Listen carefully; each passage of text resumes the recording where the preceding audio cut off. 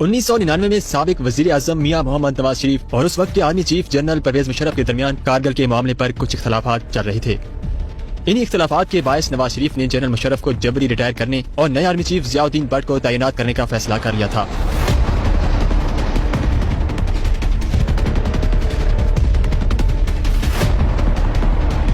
अक्टूबर 1999 को army chief Musharraf अपनी अहलिया समेत 2 दिन को दौरे पर श्रीलंका चले गए।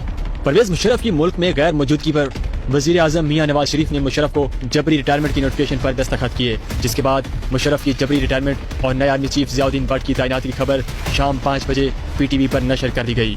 जनरल मुशर्रफ की जबरी रिटायरमेंट की खबर सुनकर आर्मी के हलकों में बेचैनी फैल गई, जबकि मुशर्रफ की फ्लाइट खबर नशर होने से पहले टेक ऑफ कर चुकी थी और मुशर्रफ को इस फैसले की इत्तला पहुंचाने का कोई जरिया मौजूद न था।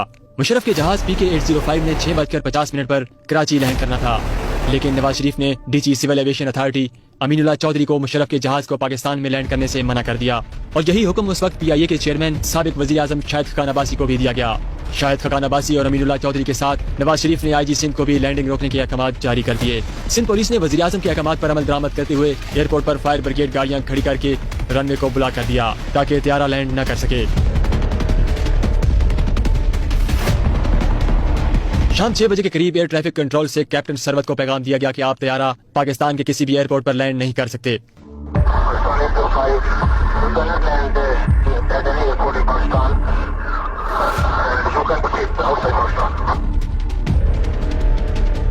ये सुनकर परवेज मुशर्रफ के जहाज के कैप्टन काफी परेशान हो गए, क्योंकि जहाज में मुशर्रफ समेत 198 मुसाफिर सवार थे और जहाज में फ्यूल सिर्फ 30 से 35 मिनट की उड़ान का बाकी था। कैप्टन ने वापस पैगाम भेजा कि जहाज में इतना फ्यूल नहीं कि इंडिया के शहर अहमदाबाद एयरपोर्ट के अलावा किसी और मुल्क जा सके।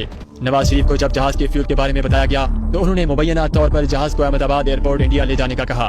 कैप्टन सरवत ने जहाज में मौजूद मुशर्रफ के साथी ब्रिगेडियर नदीम ताज को कॉकपिट में बुलाया और सारी सूरत हाल से आगाह किया। ये सुनकर परवेज मुशर्रफ भी कॉकपिट में आ गए। जहाज के कम्युनिकेशन सिस्टम से कराची कंट्रोल टावर राब्ता किया गया। एयर कंट्रोलर को मुशर्रफ ने कोर कमांडर कराची से बात करवाने का कहा तो एयर कंट्रोलर ने बात करवाने से इनकार कर दिया। उधर जनरल इफ्तिखार को सारी सूरत हाल का इल्म हुआ तो वो कंट्रोल टावर पहुंच गए। जनरल इफ्तिखार ने पायलट से बात करवाने का कहा तो कंट्रोलर ने ये कहकर इनकार कर दिया कि ऊपर से सख्त ऑर्डर आया है कि फ्लाइट के अलावा पायलट की किसी से भी कोई बात न करवाई जाए। हालात लम्हा बलम्हा बिगड़ती जा रही थी। एयर ट्रैफिक कंट्रोलर का जवाब सुनकर जनरल इफ्तिखार ने उस पर पिस्तौल तान लिया, जिस पर कंट्रोलर ने पायलट से बात करवाई और जनरल इफ्तिखार ने पायलट को अहमदाबाद इंडिया जाने के बजाय कराची में ही लैंड करने का कहा। जनरल इफ्तिखार ने मुशर्रफ को नए आर्मी चीफ जियाउद्दीन भट्ट की अपॉइंटमेंट और उसकी जबरी रिटायरमेंट की खबर दी। ब्रिगेडियर नदीम ताज और जनरल मुशर्रफ भी उस वक्त पायलट के साथ कॉकपिट में मौजूद थे।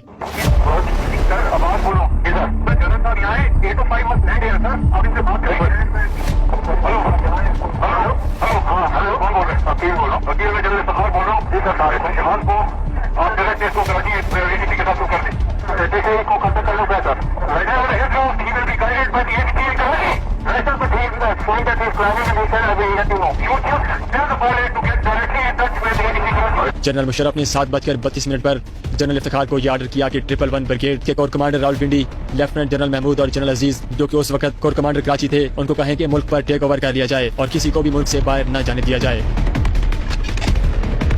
नाज़रीन, लैंडिंग टाइम 6:50 था, जबकि त्यारे को हवा में घूमते हुए 50 मिनट हो चुके थे और पायलट की परेशानी बढ़ती जा रही थी। आखिरकार फौज की मुदाखलत से 7:40 पर त्यारे को कराची एयरपोर्ट पर बहफाजत लैंड करवा दिया गया। जब त्यारे ने लैंड किया तो जहाज में सिर्फ 7 मिनट का फ्यूल बाकी था।